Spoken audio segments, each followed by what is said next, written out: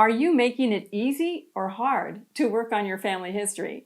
I'm Linda Statkas with FamilyHistoryHero.com, here to share one simple change that could make the difference between achieving family history goals or not.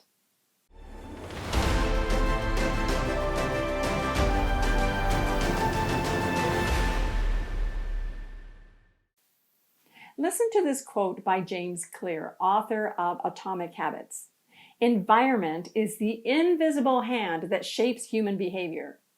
He goes on to say that every habit is highly dependent on our environment, but that we don't have to be victim of our environment. We can intentionally design an environment that's a positive influence for us. And I have continually found that to be true working on my family history. Let me tell you a little story. I'm fortunate to have an office I can call my own. It's my space, and I can do anything I want with it. And yet, it never occurred to me to arrange it so it was friendly for scanning my photos. I kept saying the same things everyone else says. I'll get to that someday. But there's always something else more urgent grabbing our attention, isn't there? Then I read Atomic Habits, a book by James Clear, and I was inspired to set a small, achievable goal of 5 minutes a day to get some scanning done. I made some minor changes to my office to make achieving that goal easier and set a specific time early in the morning for doing it. I don't always meet my daily goal, but I often go more than 5 minutes, so it kind of averages out. Then came disaster, at least for my habit. We were doing some renovation in my office and I had to move my scanning into a more public place in the house. And this totally skewered me because my normal time to scan was first thing early in the morning, 4 or 5 or 6 a.m. But in my new location, I was worried I would wake up Charlie. So first I had to change the time, and that messed me up. Also, the new location wasn't friendly to scanning at any time of the day since it was right in the middle of all the action.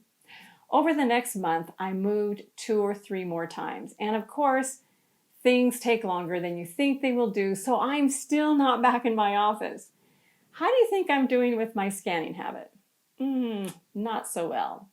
So yes, circumstances can temporarily or permanently alter our environment, and you'll have to pivot. I've had to. But here's the takeaway. Just like in real estate, location matters. If you want to conquer those boxes of photos, you'll have to be intentional about your work setup and keep everything you need for scanning or whatever else you're doing in one spot, your spot. You should definitely discuss where that is with anyone else who lives in the same house so everyone agrees and understands that this is your spot. Even if it's in a public place, have an agreement that this is your spot and this is the time that you want to work there. The equation for this is found in Chapter 5 of Atomic Habits.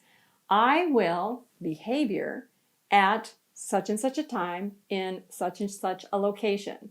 And that could be something like I will scan family photos right after breakfast in the guest room.